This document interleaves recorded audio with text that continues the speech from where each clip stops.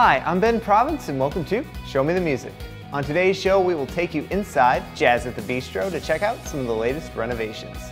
But first, meet one of St. Louis's most beloved jazz acts. Brothers Dwayne and Dwight Bosman formed the duo the Bosman Twins when they were each just 14 years old. Decades later, the twins have racked up quite the resume of awards, headlined by an Emmy for the 1984 KETC special, Jazz at the Moose. And joining me now are the Bosman Twins. Thank you so much for being here. Hi, Ben. Glad to be here. Hello, Ben. How's it going? It's going great. New record coming out. Tell me all about it. Okay, first thing about When Lions Roar, our business manager, Pat Boswell, she thought about the idea, and so that's how it came about. But yet Dwight and I are Leos, and also with us being the older Lions, we still have that energy and fire. Well, I think that When Lions Roar is encompassed.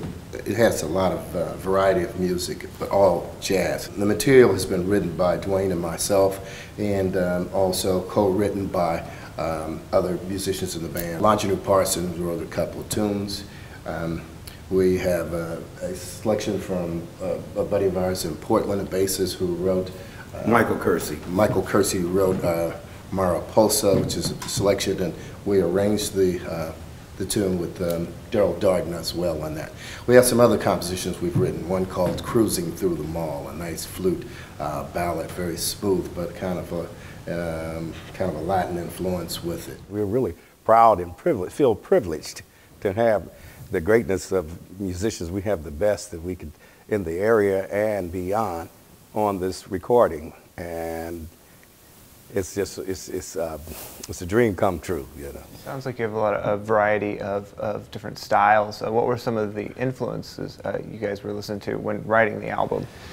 Well, I really don't know any particular influence that I was really thinking about, other than thinking about trying to be creative. We had one tune called My Daddy Was a Horn Player, and that was inspired by my sister, who is a poet, Cheryl Walker, okay, who will also do the narrative in that selection, spoken word, about our father's influence, who taught us the music. He's from the big band era, played with Count Basie, Duke Ellington, and Earl Father Hines. His name's Lloyd Smith. It's ready as well as Eddie Randall and the Blue Devils. Right. Eric and I wrote this, it's a ballad, and it's called Seclusion. And my influence on writing this ballad was set on like Duke Ellington. As an example, his song Prelude to a Kiss. Okay, very cool. And the album is coming out in April, When Lions Roar. But you're having kind of an album release party at Jazz at the Bistro. When is that? That will be April 10th and 11th. And we're looking very much to getting everybody to come out and check it out, look at the new creations of the Bosman Twins. I know the music is good, and I'm sure that they'll enjoy it and love it. We also have a new video that will be released at the same time. We're looking forward to it. We're very inspired about our new CD release. First of all, it puts the Bosman Twins in a new light. A lot of people, it's a long time coming, you know, people say, when?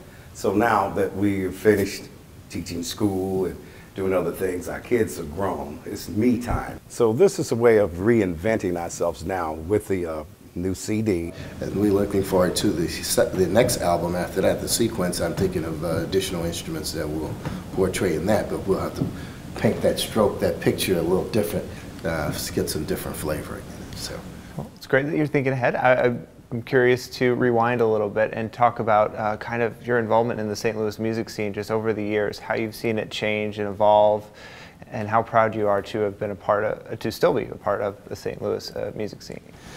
Well, when we came up, the music was everywhere, and I think some of our heavy influences, of course, were my father's friends, but musicians, established musicians. The musicians' unions were segregated, and they were different. We belonged to the Local 197, which is a black musicians union, and we used to play in their concert band, and they'd have performances with transcriptions, we call them, with performance arts trust funds, and we'd play a lot of different places.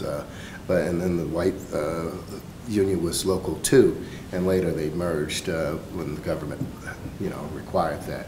And so, but the transition we've seen is that there was music everywhere. You just have breakfast sets, lunch sets, early matinees, early evening matinees, 9 o'clock sets, 8, 9 o'clock sets that would go to midnight, 1 o'clock, and then you go across the river and would play.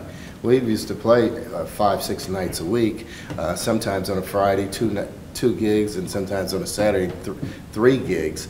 And on Saturday and Sunday nights, a lot of times we'd end up performing over at East St. Louis to 4 or 5 o'clock in the morning. So the transition I've seen is that music was everywhere, and now music is only in a few places. Almost nobody has music. A lot of that has to do with, first of all, the economy. And it seems like music is the first thing to go, the arts. And really, to keep everybody alive and alert and progressive thinking creatively, you need the arts, not only music, but dance, theater, you name it, painting, sculpture, all of that. It's important. And I think some of the schools are still, they see the significance in that, more so some of the county and private schools. But I think the public education is kind of doing away with music education as we know it.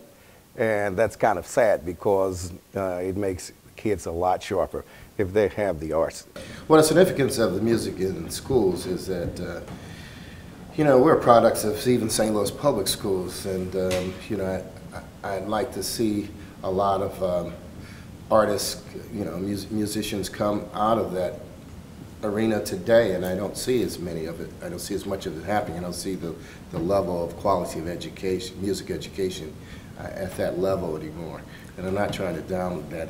I think that emphasis has been placed more on other things. Although you do have a lot of young artists coming up, and then you have a lot of different styles. I saw a few really nice groups on your show. And you've brought some really talented people in here. It's a lot of creativity. St. Louis, actually, in this area, Midwest, has plenty of talent, and it always has and always will. And you're watching Show Me the Music.